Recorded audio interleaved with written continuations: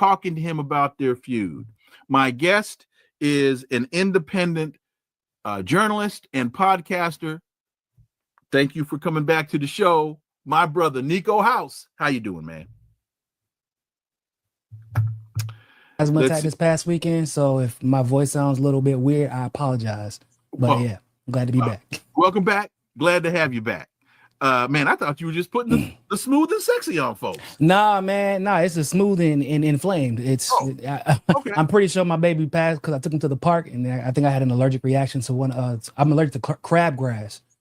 So they think it was like part of the crabgrass family. And look at me being a good dad, let him sleep with me, and I woke up not breathing. So yeah, well, I'm glad you woke up. Right, exactly. So Trump called Elon Musk the man who's lost his mind. And this thing has seriously escalated. And you made the point on your show that Musk accidentally admitted that Doge was a scam. Niko House. Yeah. So I did. And also I made the point while we were having a conversation on your show that these two egos will not be able to coexist. Mm-hmm. I said that very specifically. And people thought that I was just being sensationalist. And I'm like, no, we're talking about a man who paid his way into this administration via $200 million. And of course, believes that he is owed a certain amount of gratitude. He even said that Trump is ungrateful. That's literally what he said just today.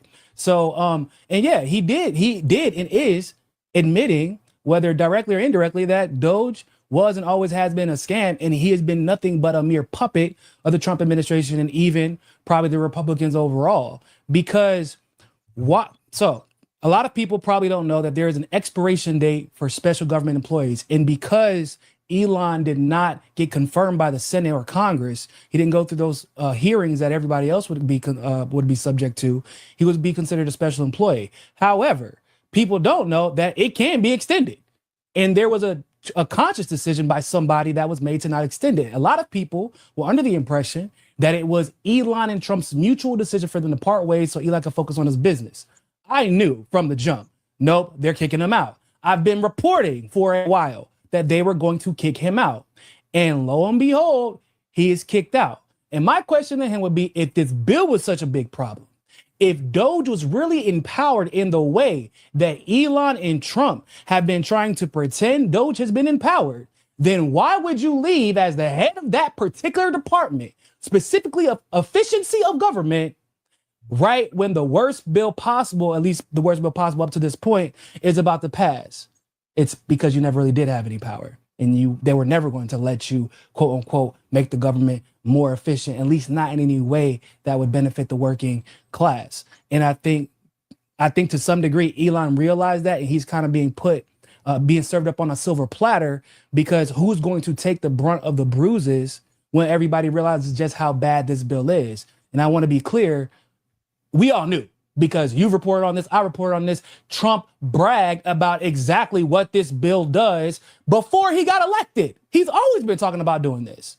But Elon said, oh no, I'm going to be able to make the government more efficient. And Trump let him believe that until it was time to, as we say in Brazil, deixa pra lá. He put him over there to the side and said, go to your little corner, you're done. Appreciate the votes. Thanks for the money. Peace out. You put this in the context of egos, which is very, very accurate. I think there's another element of this that always let us know that this was a formula for disaster. And that is we know Trump is nothing more than a transactional individual. Mm-hmm. It is very difficult, if not impossible, for transactional individuals to develop lasting friendships, because the basis of the relationship has to do with the nature of the transaction itself. Mm-hmm. And when the transaction goes away, when there's no longer any need for the transaction, the relationship follows the same course. Yeah. So this thing was on a path of dissolution from the moment it started. Now, let me, before I get to the second part, your thoughts on that. So I'm actually the type of person that believes that almost every human being, especially in the US, is like transactional in nature, like whether it's usually on a smaller scale. But when we're talking about the egos of somebody like Trump or Elon, everything they do is transactional. You don't make that amount of money and have that type of empire unless you are operating almost exclusively, even in your personal life, on a transactional basis, and usually a monetary one. So with Trump specifically, the transactional nature of how he goes about his business is what cuts off a lot of his relationships, like right now what's happening with Elon, but it's also what puts him in situations like right now with his relationship with Peter Thiel. It's all of a sudden mended, right? He's giving all this money and power to Palantir, and people instantly forgot Peter Thiel and Trump did not get along. JD Vance and Trump did not get along. But because Trump operates on a purely transactional basis, he brought JD Vance on as VP after JD Vance spent a good amount of his term as a congressperson attacking Trump, and allowed JD Vance's relationship with Peter Thiel to influence the decision that ultimately led to Palantir having access to almost all of our data. That is how transactional Trump's relationships have been. It can end a relationship, but his enemies who stand to gain from him, at least in this moment, also realize it can help them gain something from that relationship and that nature of Trump. Cam 35mm says Elon was used for the votes, but Elon's ego wouldn't allow him to see that. Grifters don't have friends. You're absolutely right, Cam. Grifters don't have friends. They have targets, they have victims, but they don't have. Oh, that's a beautiful bear. But they don't have. But they don't have friends. I think it was obvious. Like I've always talked about this. This man is like crying out for attention on X. He owns the platform and is constantly looking for confirmation and validation from people on. Yeah, like it's like he got daddy issues. It's like his dad did not give him enough attention, so he's seeking it from everybody else on a platform that he owns. Like, of course, everybody gonna kiss your ass when their paycheck literally depends on it. They get boosted by you, they make more money, right? Like, but that's who Elon Musk is. Elon doesn't have friends, and I feel like this was another example of that. And I believe that he thought that he and Trump were actually friends, and that Trump actually respected his political acumen that he actually doesn't have. So. You mentioned JD Vance didn't like Trump. I don't know where you get that from, because I mean JD only compared Trump to Hitler. So why would you say that JD Vance didn't like Donald Trump? But I remember whenever they announced the VP and everybody said, "What?" Oh, look, I was in the arena in Milwaukee when that announcement was made. How'd that go down? Oh man, there was a collective. What the? In fact, I had a guy. There was a guy sitting next to me, an older white guy.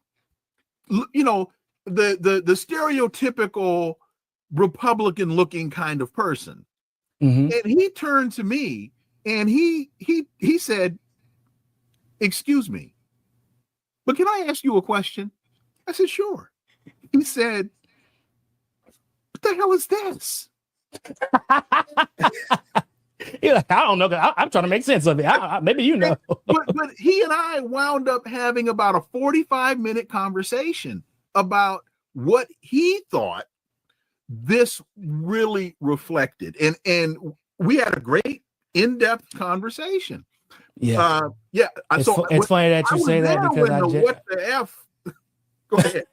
What the F bomb dropped, basically, what the FVP.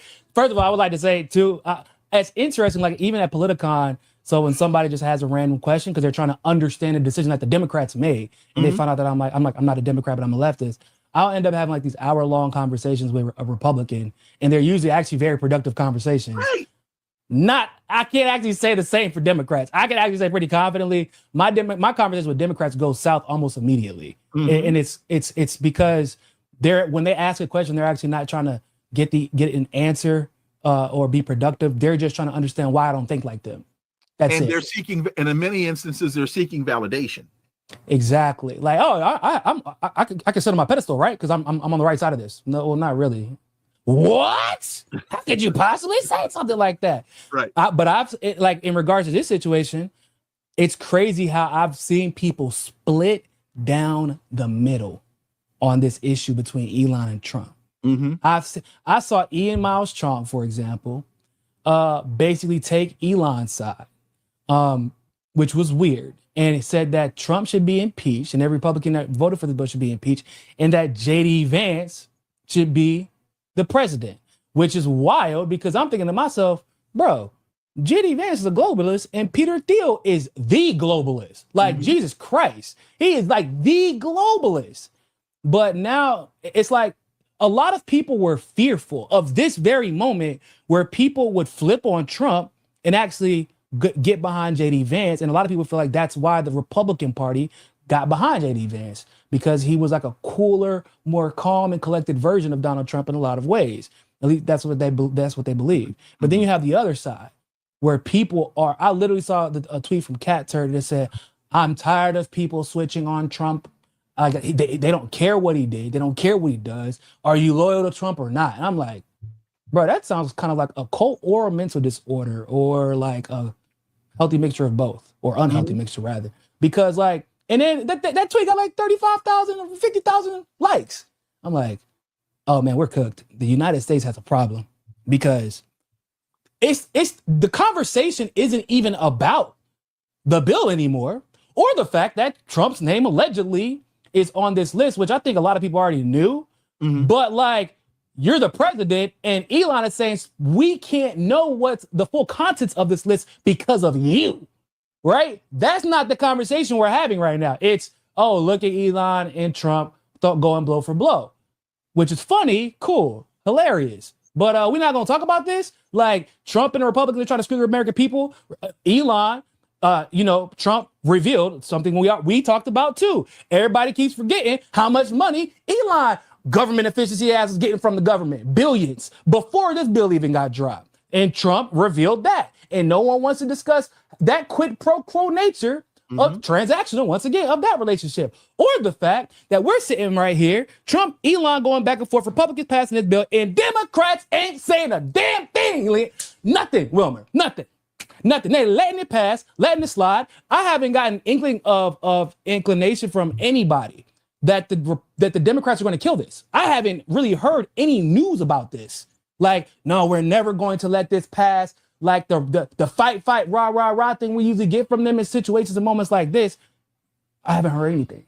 I've heard more about the mayoral election in New York than I've heard about Democrats fighting against this bill. So it's like, I feel like there's a lot of, even though the content of what they're arguing about is actually very important, the overall argument itself is distracting everybody. The Democrats seem to have made a decision a while ago to stand back and watch the implosion. They think that is a winning strategy, which to me is really no more than a different type of rationalization that they've been using for quite a while, which is don't say anything.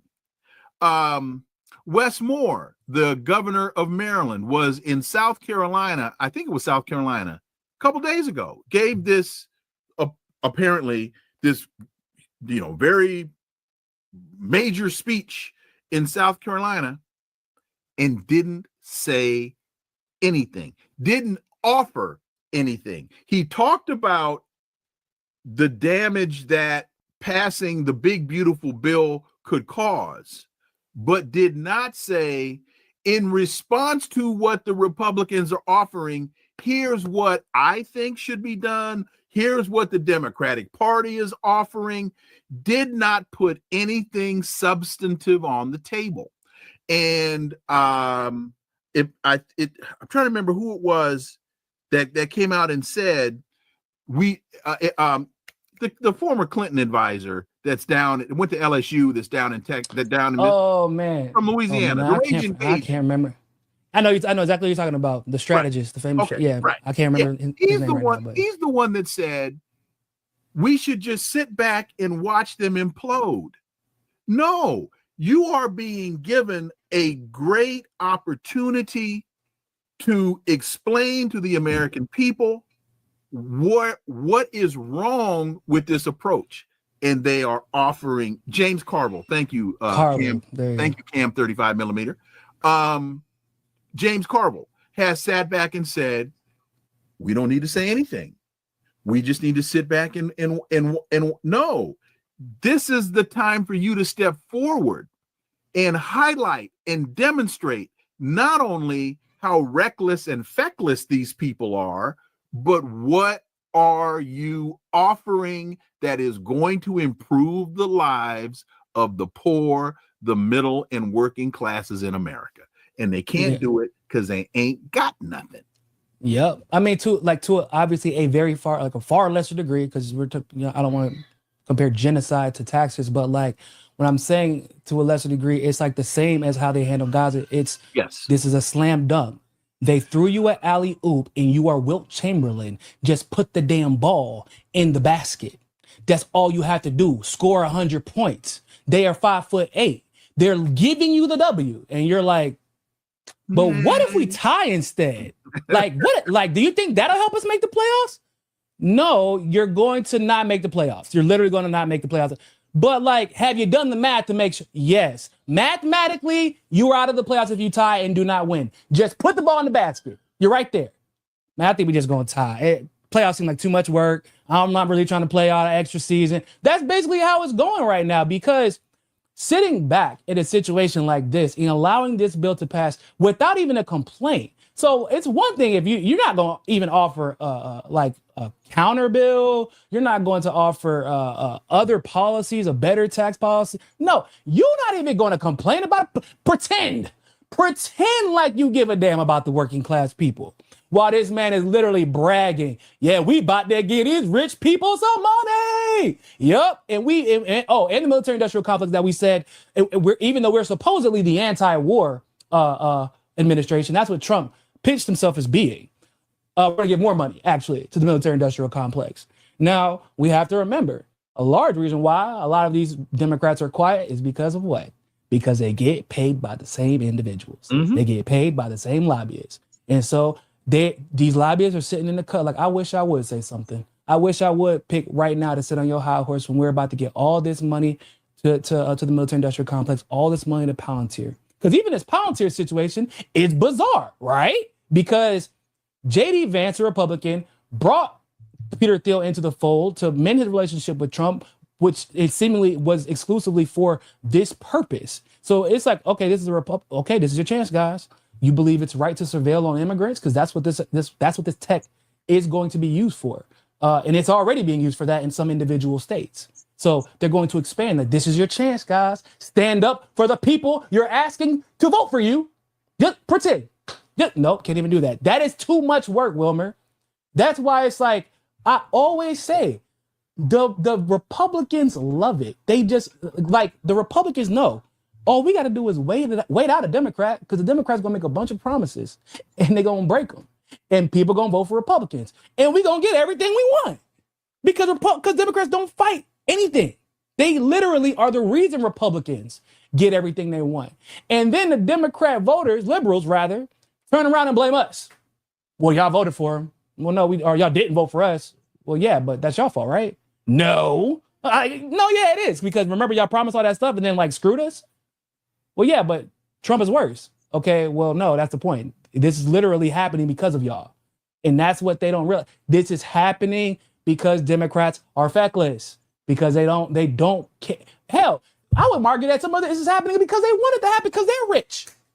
Oh, no question. Well, they're getting paid the same amounts by the same benefactors. One of the big and this is also, I think, very important for people to understand.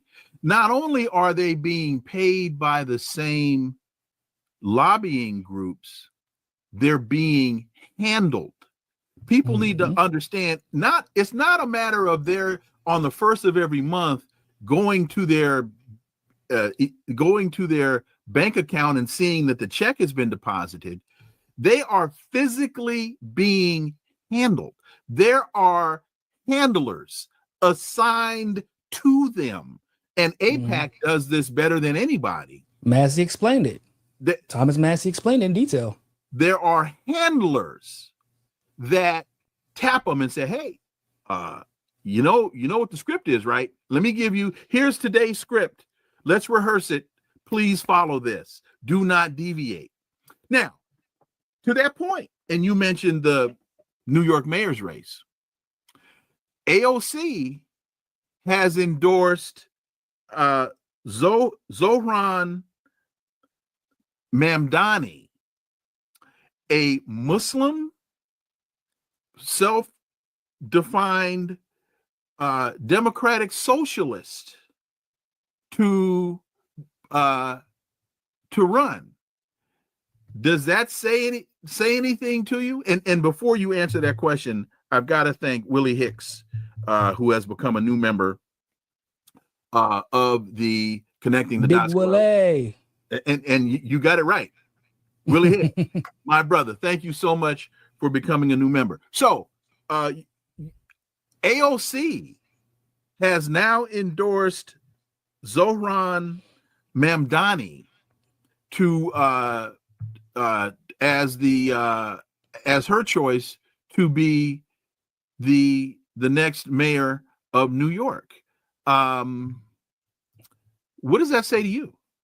It says that she at least is politically intelligent enough to know that a woman endorsing a man committed of sexual assault probably wouldn't be a good look for her 2028 campaign that we all know is coming.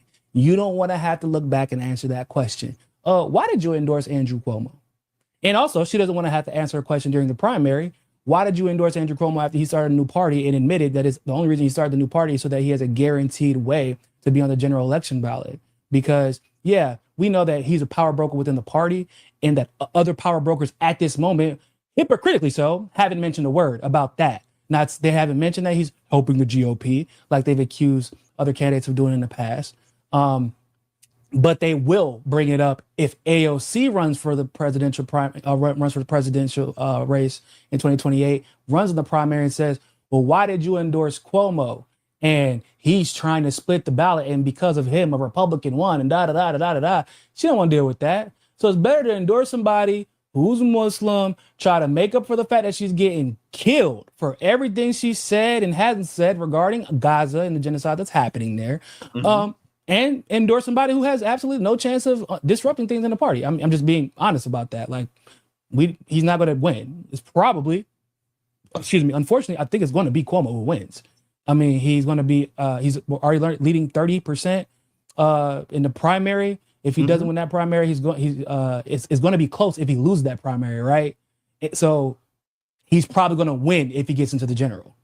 And he is going to get into the general because of the independent party. So he's probably going to win. So AOC actually is doing something that I can't believe. I'm saying she's actually being calculated.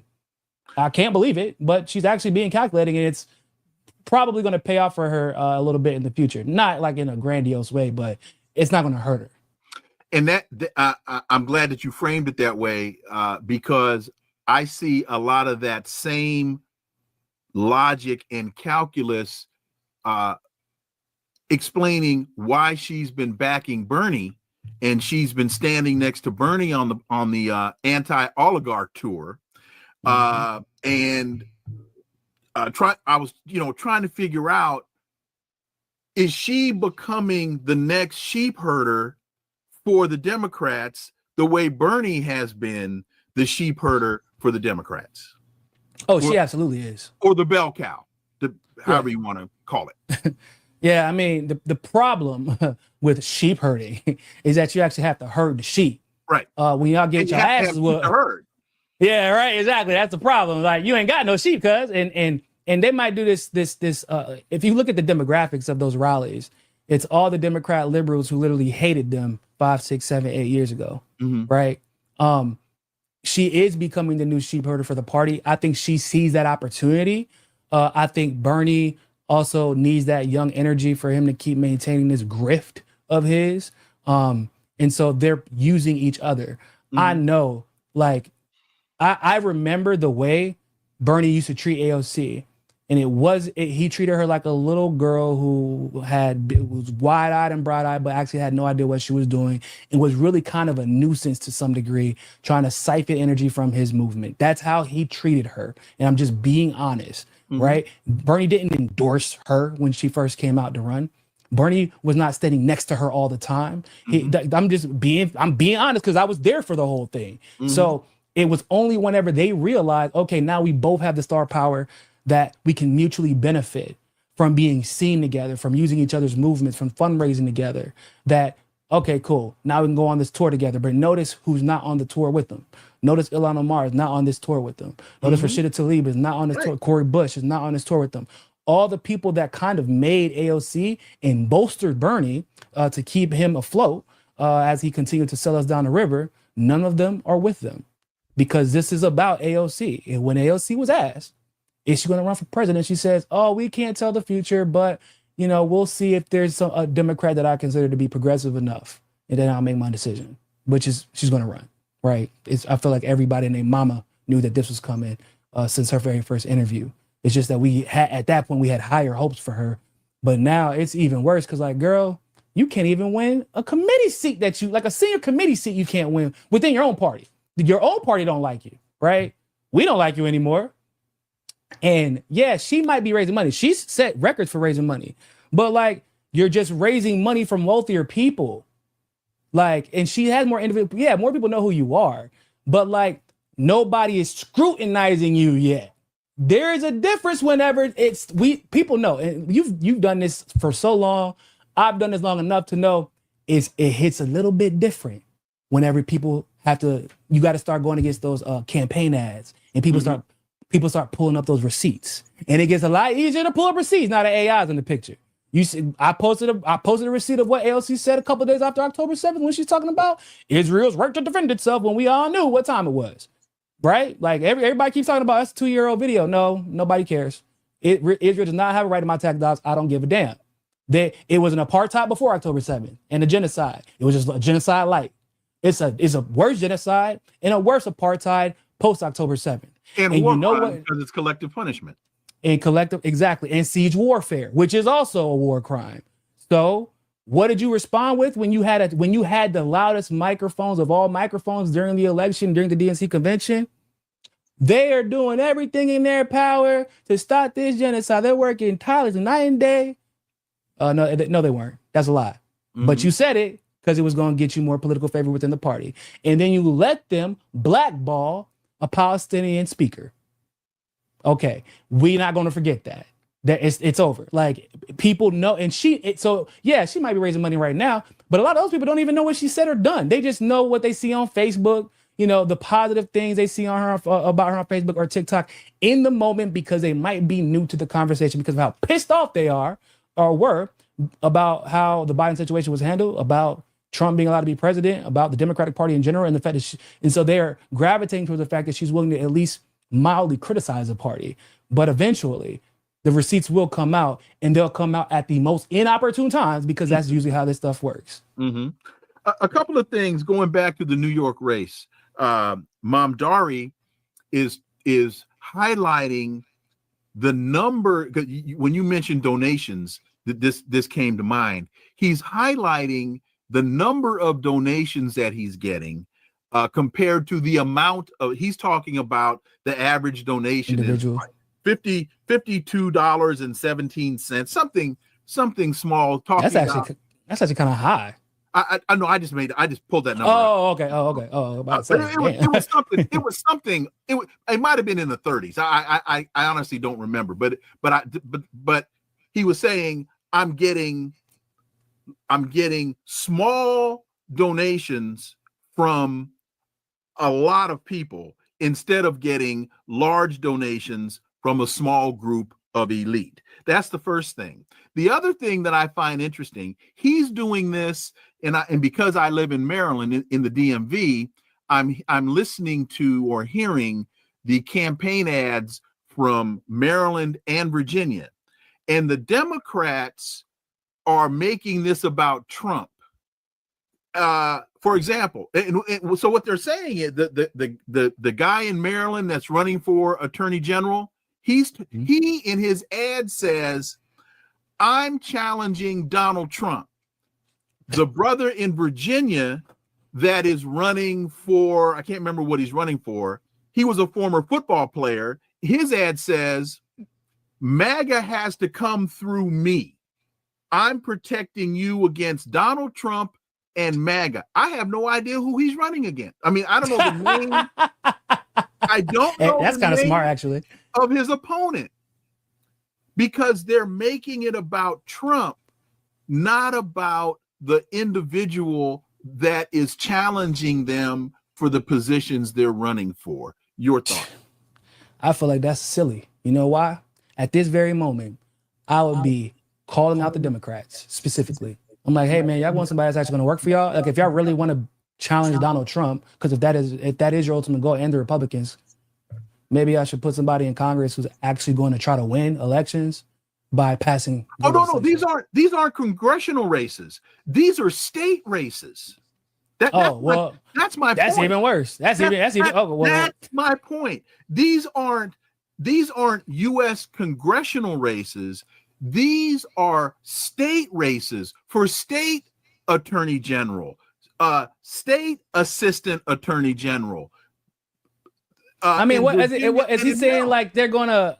So basically, I guess what it sounds like they're trying to imply, without directly saying, because it would probably involve something to do with Israel, is that like any executive order that would be passed by Trump would have to go through them, or they would try to appeal to a judge to challenge. Like, but that doesn't really make any sense because like a state attorney general doesn't have any power. They are running state races, and again, this is what that doesn't really make any sense.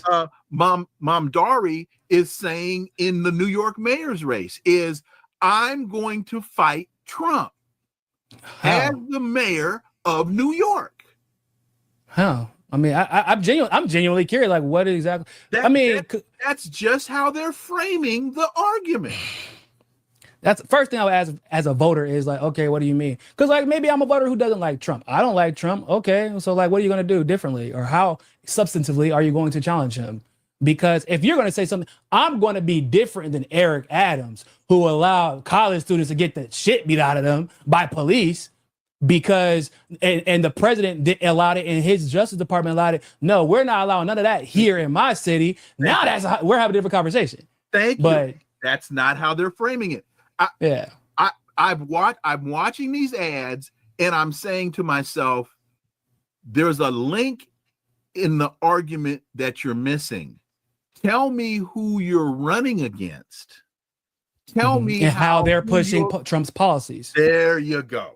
But that's not how. And again, I'm going to put this in the Democrats category because I'm seeing it in Virginia. I'm seeing the same logic in Maryland, and I'm seeing the same logic in New York with Mamdari, because I heard him last night on one of the MSNBC programs, and this is exactly what he was saying was, I, as mayor of New York, am the only one that's going to sit here and tell you now that I'm going to fight Donald Trump. And I'm trying to figure out, well, as the mayor of New York, you're in the wrong ring. Yeah, like, you're in the wrong ring. You're not in the federal ring. You're in the state. In fact, you're not even in the state ring. You're in the city ring. Yeah, we understand. Now, you know, it's funny. I was just talking to my wife about this. I was listening to commercials. So recently, I've been able, because I've been studying more like political lingo in Portuguese. Okay. I'm like starting to hear these commercials, and like they're catching my ear when I hear something like ridiculous said. I'm like, hold on, did this dude just do a whole commercial and didn't say a damn thing? Like, she's like, oh yeah, that's basically how all the, because before she said it was very much like the US where everybody would make a bunch of false promises and then they would lose because they don't get anything done, right? But then I heard this Republican, for example, just literally going on like Lula and just talk about how bad everything is. And I'm like, well, I mean, the things that he actually said, I agree with for the most part as far as the criticisms. And I'm like, okay, so like, what are you about to do differently? And so that's why you should vote Republican and vote for me. Oh, okay. So like, You're not the president. Like, you're not even, I'm talking about either, because Brazil has like low level local elections, right? I'm talking about neighborhood type stuff. It's like people from like the neighborhood talk about I'm gonna challenge Lula. Oh, what are you talking about? Like, in the neighborhood, I'm gonna stand on the corner on a soapbox and scream his name. Yeah, which is basically what a lot of people do. It, whether it be Bolsonaro or Lula, that's all a lot of these politicians do. And they don't talk, and they avoid, for example, discussing the real issues, which in Brazil's case would be the amount of insane overreach and power the judicial system has here. Like Alexander Moraes just be doing whatever the hell he wants to, but everybody's so terrified of him that no one challenges him, because literally he will put your ass in jail without charges, and they can do that to some degree. So like, but it was like, well, I'm like, damn, I thought our politics was bad and empty and vapid, and y'all's politics, it seems just as bad. She was like, yeah, basically. I will say, like, but here also on a real level, here's how simple people are when you actually are giving people what they want. The mayor of Rio, you know what that man promised when he ran the first time? I'm gonna put air conditionings on these omnibus, the buses, public transportation. I'm gonna make them better, because I know the majority of y'all are taking the bus to and from work. Y'all deserve to ride in dignity and with air conditioning, because we live in Rio and it is hot as hell. You know what he did? He put air conditioning on all the buses. When I tell you he busted the other candidate's ass, Wilmer, he all he said was, remember I told you about that AC? Well, one. And you know what he ran on? What he's running on right now? That ain't, you know, he run on right. I'm gonna put more buses out there with more AC. Everybody like, hey man, look, he ain't giving us everything, but he giving us what we want. You improved the quality of my life in a very simple way, but in a very, I'm not sweating out my suit by the time I get to work, because I'm riding on an air-conditioned bus. My baby isn't sweating. My 3-month-old, my 4-month-old isn't sweating on the way back from daycare. Right? Isn't suffering. Like, it seems really small and minuscule, but it's a big deal. And whether or not you keep that promise, people are going to remember something like that. But it also shows people are not complicated, bro. We are not asking for you to save the world in a day. We're just asking you to make improvements and keep the promises you make along the way. That's all we're asking. Now, that takes us back to the point about these commercials, because we're being bombarded, at least in DC, with commercials by conservative PACs that are talking about all of these things that Donald Trump is doing. They're telling us about the big, beautiful tax bill has to pass so that the average person can keep more money in their pocket. The Democrats are not out here exposing the fallacy of the lie of trickle-down economics. George H.W. Bush called it voodoo economics when Ronald Reagan tried to pass it. Really? Oh yeah. I had no idea. I mean, that's the best description of it. Have you ever heard the term voodoo economics? No, but that's hilarious and accurate. And actually, voodoo would probably be more reliable than trickle-down economics. In the I guess that was 79 election, in the primary, when Ronald Reagan was running against George H.W. Bush, Ronald Reagan talked about this tremendous tax cut that he was going to implement, and how, as a result of cutting the taxes on the wealthy, that money would, his words, trickle down and stimulate the economy. George H.W. said, that will never work. That's voodoo economics. Trickle down economics is voodoo economics. You know what's wild about that? First of all, I can't believe a Bush actually was correct. That's right. Like, first of all, there's that. But also, I can't believe that people are like, man, I can't believe things will trickle down. I don't want money to trickle upon me. I want it to pour. I want it to flow. I don't want no damn trickle money. I want like people. Americans be ready to settle for nothing and be like, I want. And Trump is doing this. It's the same logic now. If I cut the taxes for the wealthy, they will take that savings and they will invest that money into the American economy, and that will stimulate growth and jobs. Hey, how'd that work in the pandemic? It was a lie. It was a lie in 1980, and it's a lie now. The Democrats aren't calling him on it.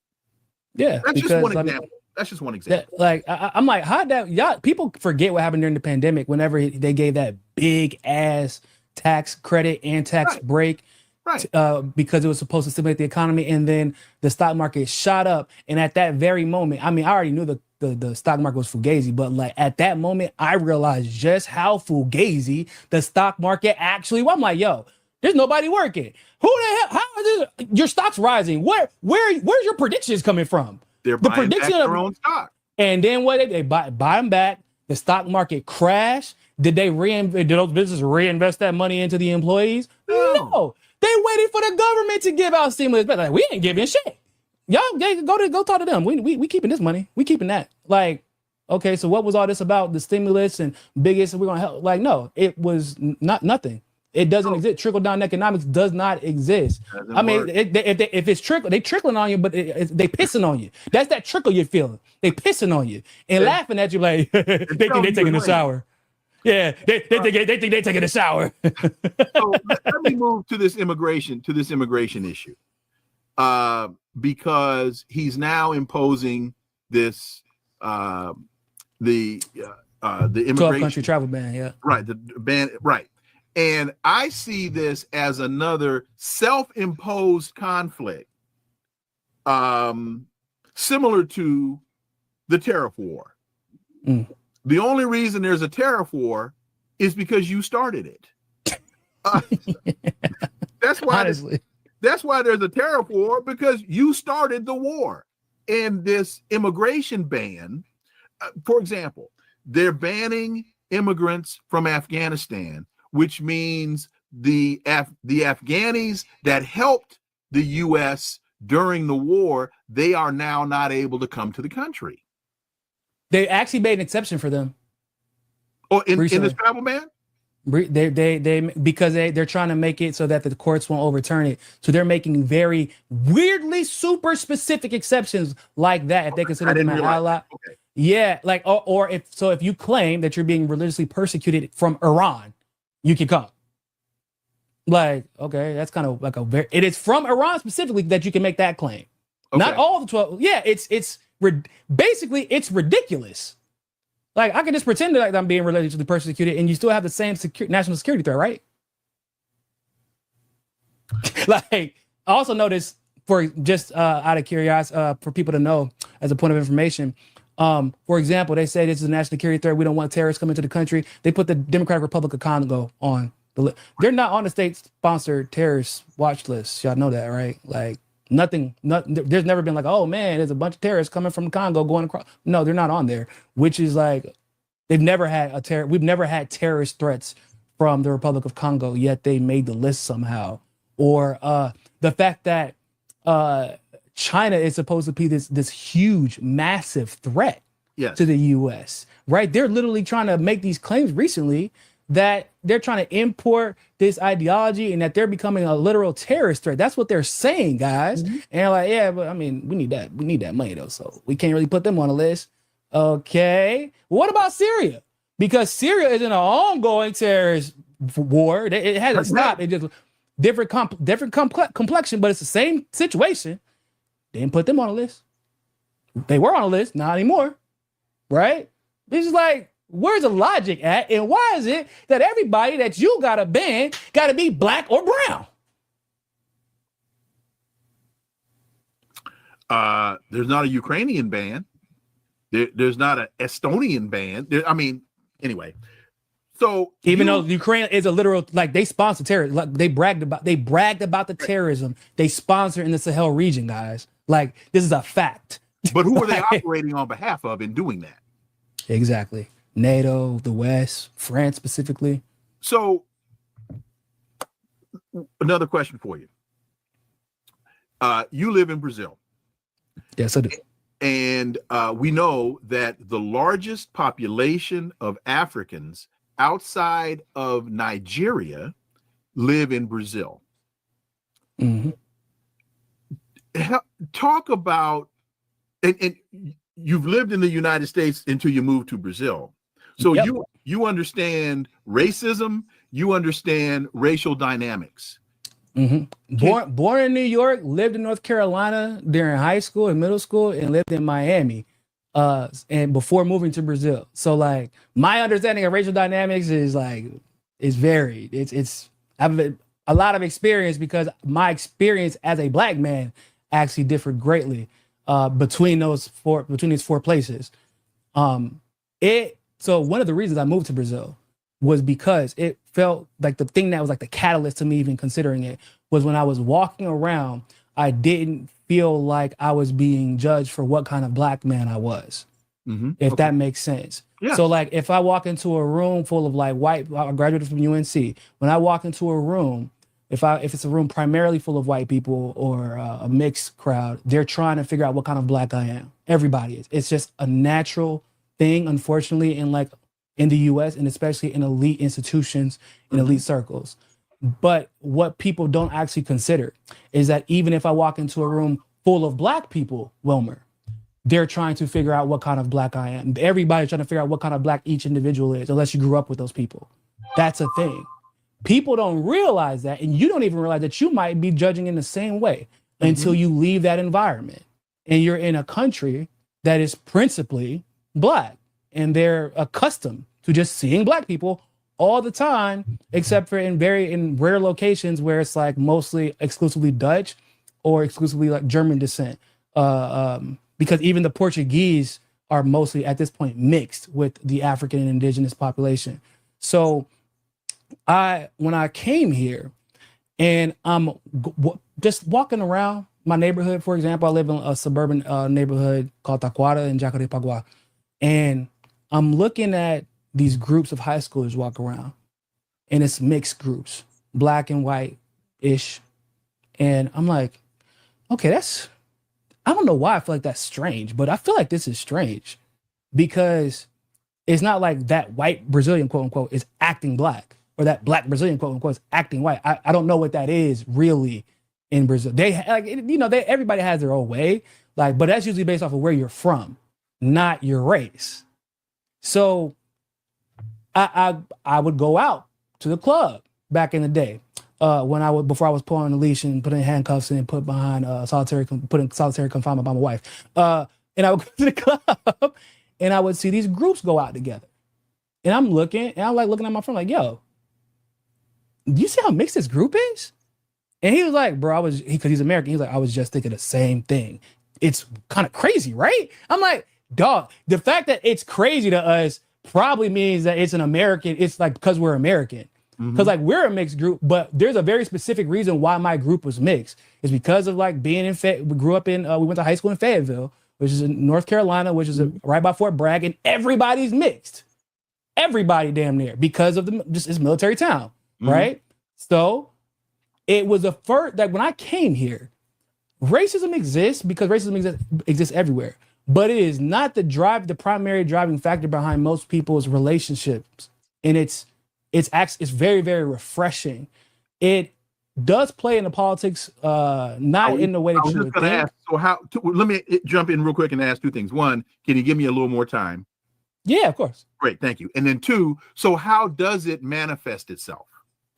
So in politics, you see politicians constantly trying to run away from these dynamics. For example, the capital of Brazil used to be Rio, which makes sense. Military ports, ship ports, the beach. The problem is that Rio is mostly black. And if your capital is here, and all the people that you are trying to quote unquote help, or the people that you screwed over, also live there, and it's very easy to organize, and everybody knows everybody because that's kind of how it is here. And they can just pull up to your doorstep, and those politicians don't look like you, because almost none of these politicians look like the black people that they're representing, right? And that is very problematic, and it plays into the decisions that they make.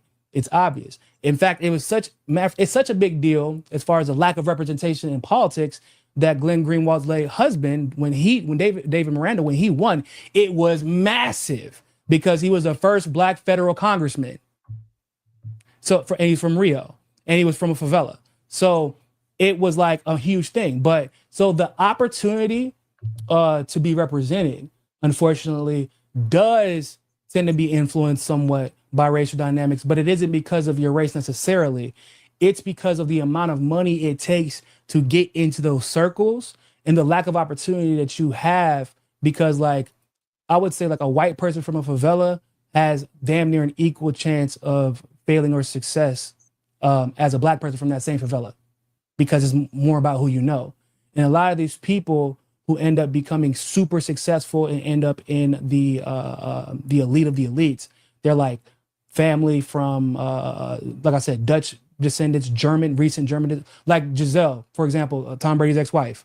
People don't even think about the fact, like, yeah, she's Brazilian, but y'all don't realize her name is like nothing Brazilian, not even close. She's not that far removed from Germany. In fact, if I'm not mistaken, I think she still speaks German. There are a lot of Brazilians like that.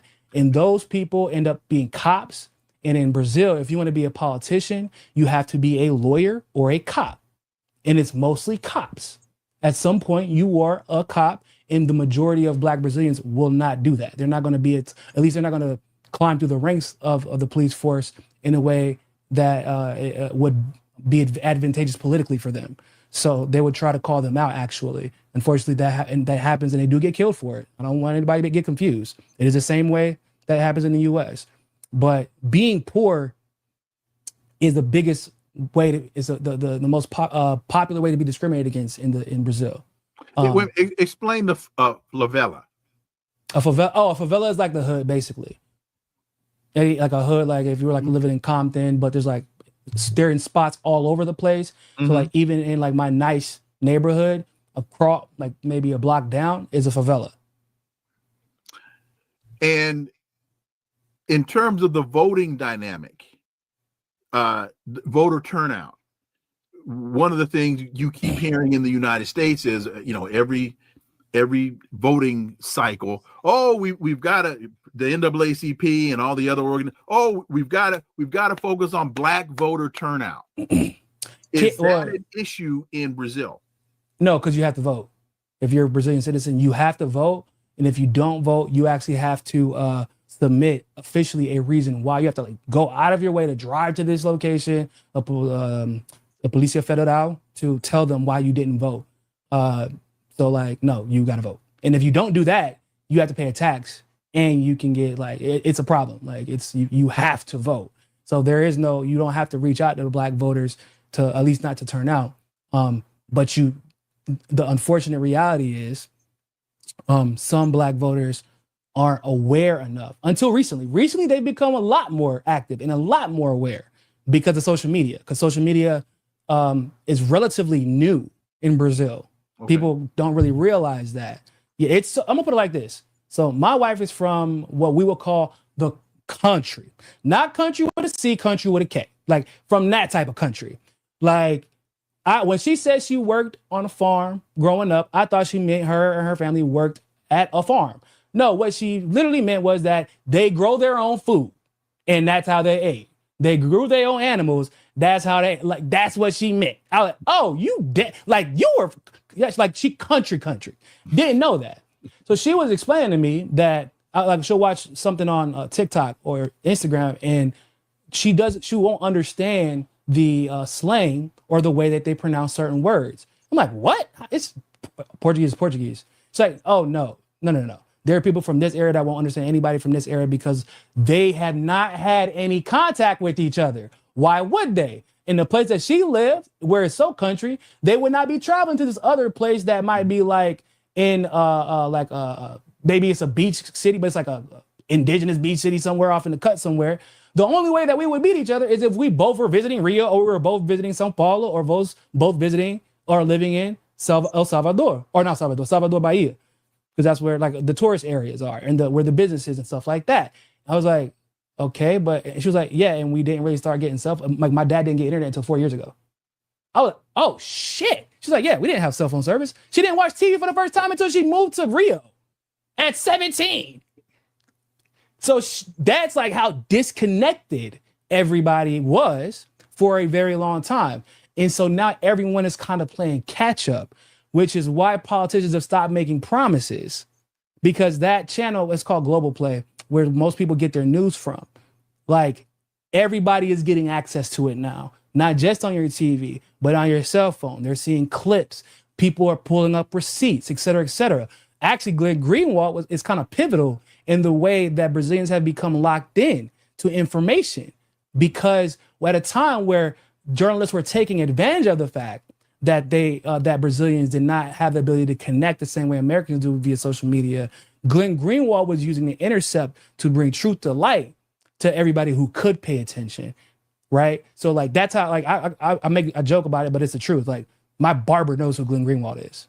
Mm-hmm. Like, he asked me, like, he's like, you're a journalist from America? I'm like, yeah. He's like, you know Glenn Greenwald? I was like, what, brother? Yeah, that's my dog, but like, that's crazy. He's like, oh, bro, that's the only guy I listen to. That's the only guy I watch. That's the only, back in the day, the Intercept, he stopped reading the Intercept when Glenn Greenwald left. So like, but because he understands how important it is and understands the dynamic of how information flows here. So they're catching up.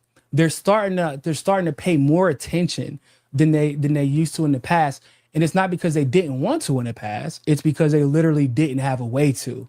But it's starting to, like I said, they used to make promises. They ain't really making a lot of promises anymore. They're trying to keep it. They're in that phase where the U.S. was, where everybody's trying to keep it super general and just attack the other party. Air conditioning on buses was a big deal. Hey, bro, I'm trying to tell you, Wilmer, I'm not, I always joke with my wife. She's like, yeah, that air conditioner won him the election. And she said, and it's going to win, and it's going to win again. And you ask anybody about that, yeah, man, why do you think he won? Oh, bro, it's AC for sure. I'm like, what about this and that and this and that? No, it was the AC. It was definitely the AC. And whenever elections come around, here's what's interesting. My wife always knows when elections are coming around, because you'll start to see parks get put up. Places start getting cleaned up. People, okay. Yeah. Schools start getting put up. The books start looking a little bit new. They actually start doing work for the people to get reelected, because they know you ain't got no choice but to vote. So damn, well, since I gotta go there anyway, let me go ahead and see what's being done in my neighborhood. Because you're gonna pass like all the things in your neighborhood that it would be like a city councilman, basically what they can help. You're gonna pass all of that on at some point during the week. You want to see if they put a new park in there. You're going to see if they clean that area up. You're going to see if they put the fence up or put a light up in that dark area by the train where it's really dangerous. Like, you're going to see everything they did and didn't do, and they know it. And everybody on WhatsApp going to be gossiping about it. Hey, man, we can't. Didn't he say he's going to do this? Y'all remember that? Then they start. I'm trying to tell you, you think news get passed fast on X? Ain't no news getting passed faster than a group chat in Brazil on WhatsApp. I promise you. Everybody, that's how I go buy something, Wilmer. And I bought a shirt the other day. This man texted my personal number. Hey, man, how you like the shirt? I said, who is this? He said, hey, it's the guy from da-da-da. I'm like, dog, I gave you my number so that I could like get some reward points. I didn't think that you was going to actually text me to check on the status of my shirt that I. But that's how word of mouth is how everything moves. Politics is local. Yeah.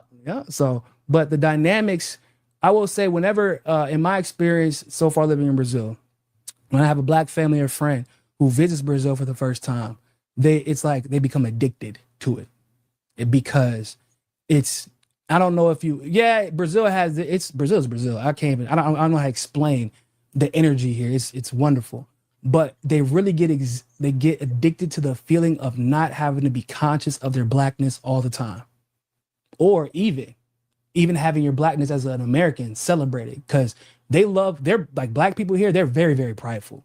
But when you are a black American, you are considered a celebrity here. They don't care if you the garbage man or if you're A$AP Rocky or Rihanna. Like because they're hip hop. Like, yeah, we learned this from you guys.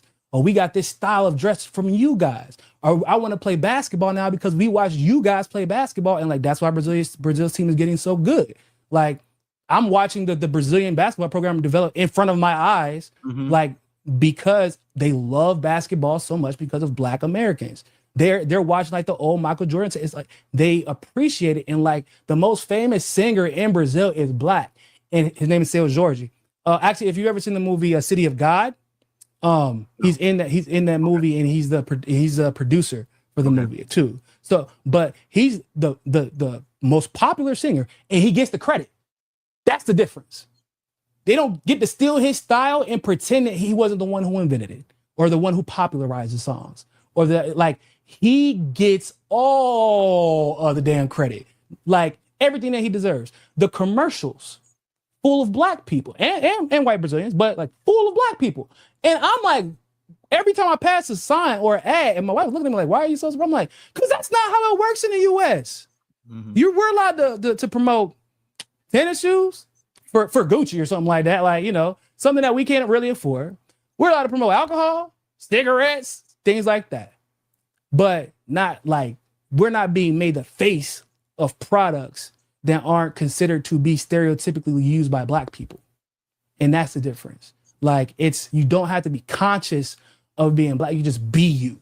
And it's a very relieving feeling. I don't even know how to explain it, but it's dope. It's dope. So one more question about this, and then I got a couple here that I want to get to, because you were talking about the racial dynamics in politics, and that in order to be a politician, you have to either have been a police officer or been an attorney. And if I understood what you were saying, most of those people are white or incredibly fair-skinned. Yes, absolutely, 100%. Okay, so there is their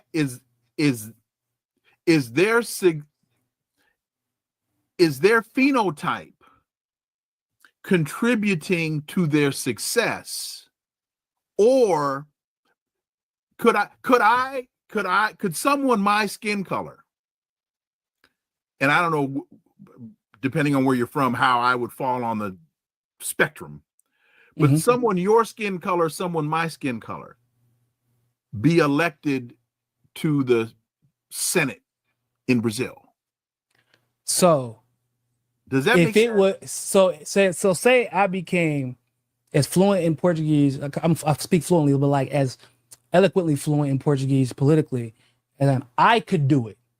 Okay, why? Because of I have a network that is not limited to circumstances I grew up in.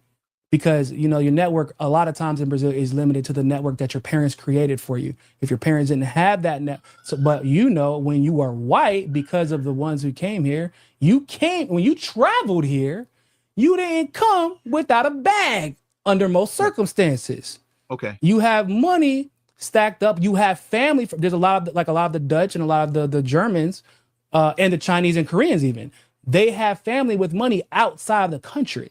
Okay. And that is worth more. So that when you, unfortunately, like I said, the reality is, and I can confirm this being that I've lived in multiple countries at this point, the majority of human relationships in some capacity is transactional. And that's just the reality of the situation. Right. Being Black kid, it impedes you from being successful because depending on where you lived at. And sometimes there are Black people who have convinced themselves already that they're going to lose because they've already seen, well, all these politicians are white, and also they were all cops. I'm not about to be a cop. I'm not doing it. Like, they will not do it. Like, because if they're from a favela, right? And there are people who choose to live in their favela. They will buy a nice place and do how do you say when you reform your house? I guess it's reformate. I'm thinking of the word renovate. There you go, renovate. They'll renovate their house, everything, and choose to stay in a favela. And if they choose to be a cop, it's a problem, right? Like, so now I can't take that path, which means I know I can't be a politician because the cops are going to get on this person's side, or the cops are gonna mess with you. Like, if you're running against a guy who used to be top cop in your city, your state, your area, and you weren't a cop, that person they're going to get the cops to mess with you. It's not a joke. Okay. Like they be doing raids and they show up with look at all the guns we found. It's like, bro, them guns look brand damn new. You sure you ain't get them out the locker? Talking about, look at all the guns we found. This operation. But yeah, so there is a correlation I can say, because Black people are still playing catch up. What Brazil is very unique in slavery, how long slavery lasted here, to the degree slavery infected society. So there is like that long lasting impact that they're still trying to recover from. And that's largely, unfortunately, due to the United States. But I will say that Black people overall have opportunity that isn't solely reliant on their skin tone and will not be solely impeded by their skin tone in the ways, for example, like that will happen in the U.S. Like, so is it too simplistic for me to say then that the vestiges of slavery in Brazil are impacting upward mobility, but it's more because of the economics of the vestiges than the racism? No, that's not simplistic at all. I feel like that's a very astute analysis, and it's really affecting, when we talk about the upward mobility, it's like the up, like not like you can get to that middle class. You go, and if you can work very hard to get to that upper middle class. I know some, because they have scholarships to really nice schools, bilingual schools. Like they're like, you can, like in Brazil they say dá jeito, like you can make a way to get to that middle class to upper middle class. But when you're talking about cracking that code to get to the elite, now the economics come into play, because I gotta know somebody at the bank to get this loan. I gotta know somebody at to buy a house. Like it gets complicated, and you need money. And even if you have the money, sometimes you need to know somebody, and you know how that goes. So Daniel, there is an education gap. There is that. Got it. So, okay. Daniel Drazenovich, thank you very much for that super sticker. Greatly appreciated. And Cam35, what's your expectation for the upcoming BRICS meeting? Man, I don't even drama. I mean, that's the only thing I can think of, right? Like, because with the situation going down with Russia and Ukraine, India is, I don't know what's going on with Modi. That man lost his mind. I don't know. He's basically just doing whatever the U.S. has told him. Lula, don't ask me what he's been thinking. I mean, I just watched this guy, like a coward, honestly, block Venezuela from becoming part of BRICS, and he didn't even go himself. He sent an envoy to do it for him. So I can't tell you. I'm not going to lie to you.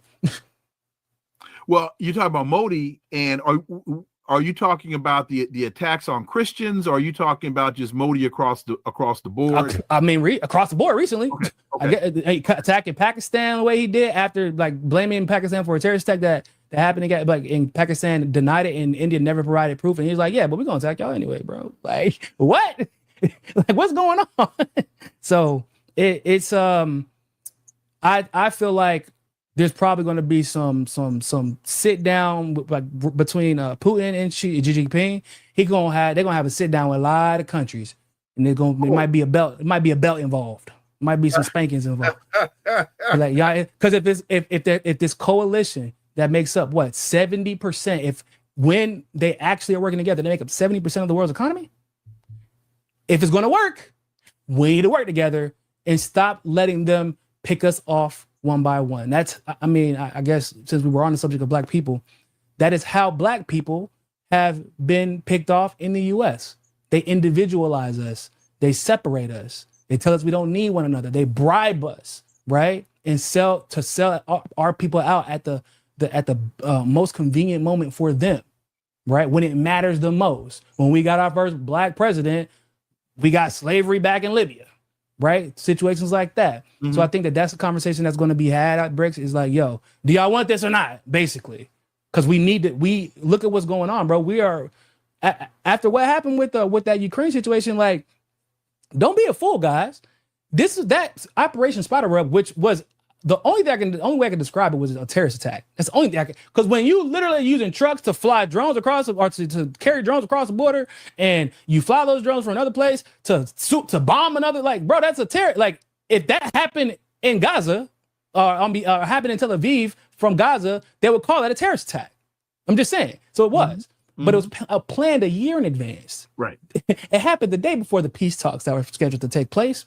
And we know that Ukraine uses whose satellites and whose intelligence to conduct these missions. Which is and when you, particularly when you look at the Russian aircraft that was attacked, those aircraft are part of the Russian nuclear arsenal. Yes.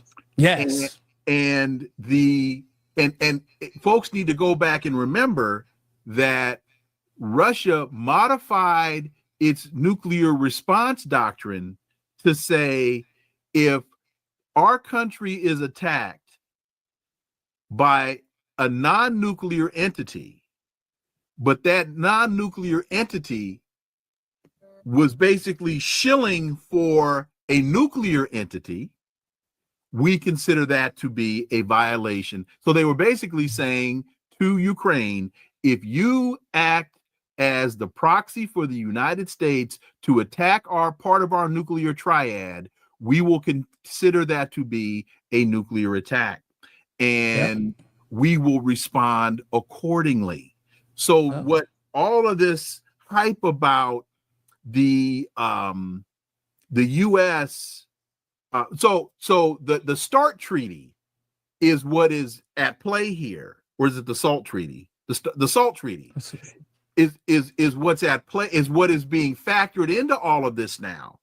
And Russia's saying to the United States, that's why they had to respond in the manner in which they did yesterday or earlier today. Mm-hmm. They should consider themselves lucky, to be completely honest. Oh, because there were generals going to Putin saying, dude, you can't sit and let this go by. You have to respond, and you have to respond forcefully. And Putin saying, we're going to respond, but we don't want to play into the trap they're trying to bait us into. And this is what folks don't understand. Yeah, Putin is not an emotional bro. That's a calculating dude. Right. He's like, I'm not gonna let him pump me. Don't get it twisted.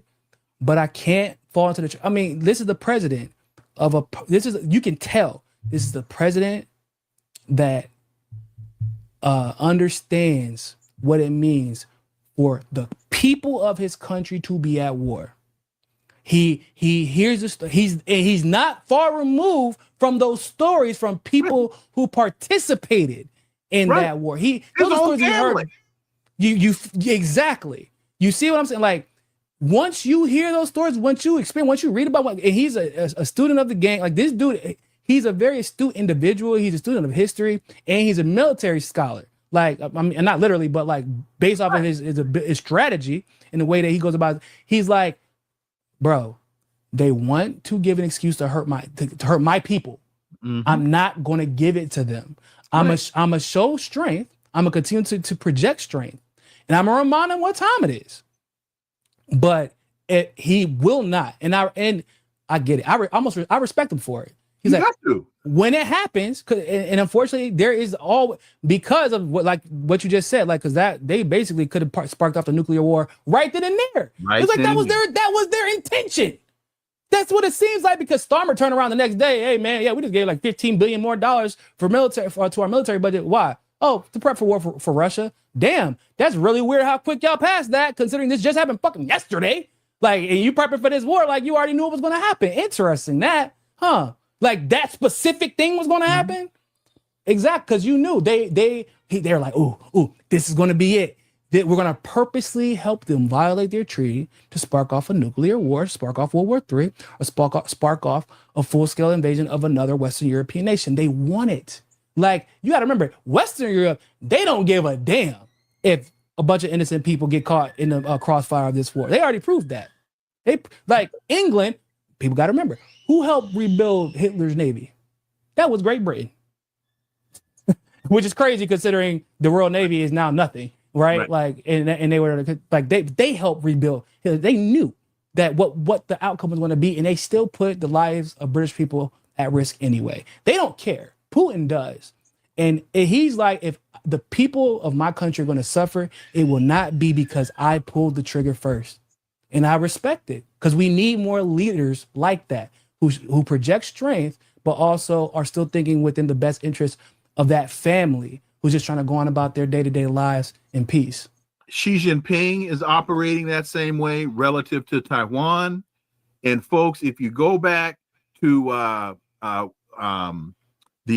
guy that was assassinated in at the funeral in Iran, the not Soleimani. Oh, the other guy. I know you're talking about. Sinwar, might have been Sinwar, who was assassinated and what did Iran do? Iran told Joe Biden, here are the targets we're going to hit in Israel. We're going to hit the targets that were used to facilitate the attack. We are not going to hit civilian targets. We're going to hit military targets. And Joe Biden said, oh, no, please don't respond. Please don't respond. And Iran said, oh, no, we have to respond. We're going to respond.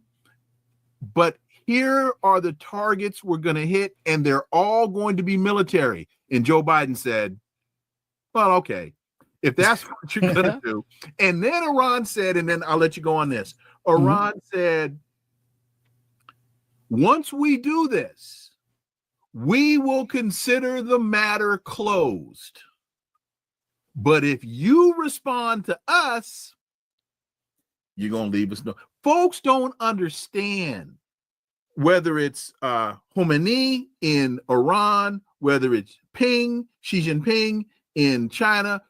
They don't want this fight. They really don't want this fight.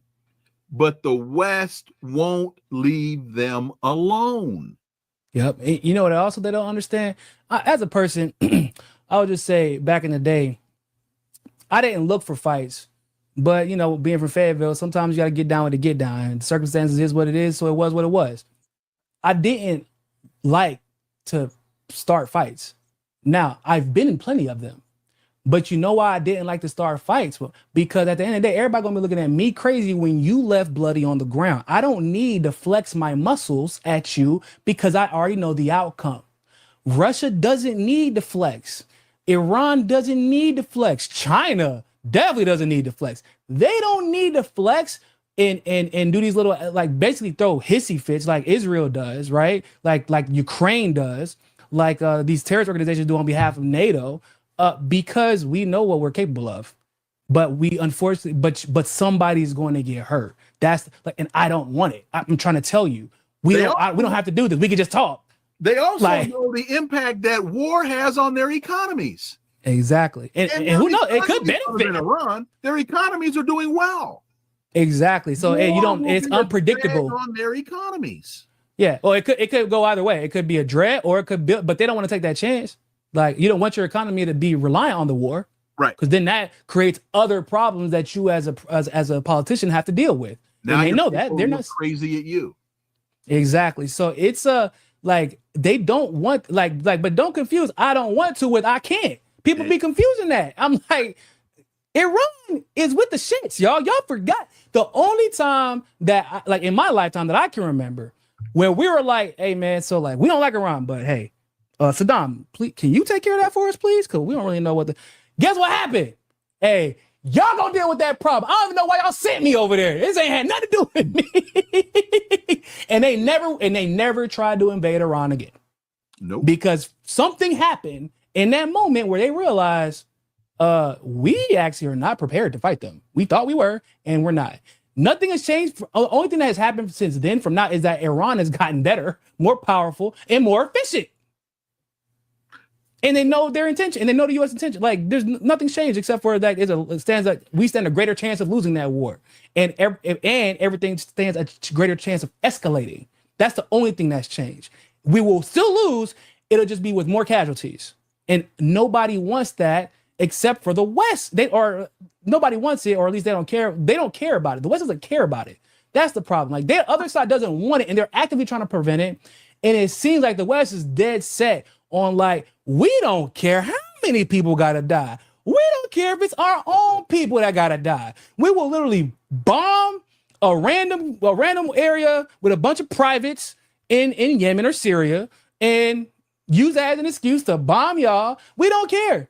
Like, that's basically what they're telling us all the time. And I don't understand how you can believe anything that government, whatever that may be, UK, the US, whoever, whenever a government talks and acts in that way, where they make it very clear that they don't care who from their country has to die for them to get their way when it comes to international policy, why would you trust anything that government has to say to you about another country?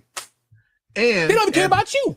And as we get out, when was the last time the United States won a war? Well, as Cat Williams, don't worry, I'll wait. Brother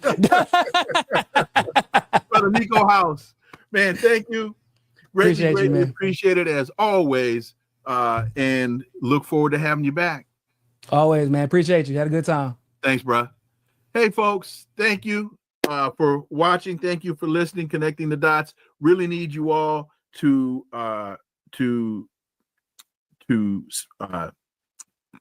join the Connecting the Dots Club, to subscribe through the YouTube channel. Greatly appreciate it, greatly need it. Remember, we're doing this for you, but we can't do this without you. All the links to the social media are below. See y'all on Monday. Greg Palast will join us on Monday. We were able to work through the technical problems that we had with him yesterday, and he will join us on Monday. And remember that this is where the analysis of politics, culture, and history converge. Talk without analysis is just chatter, and we don't chatter here on Connecting the Dots. Why? Because it is rhetoric-free podcasting. See y'all on Monday. Until then, I am Dr. Wilmer Leon. Have a wonderful, wonderful weekend. Peace. I'm out.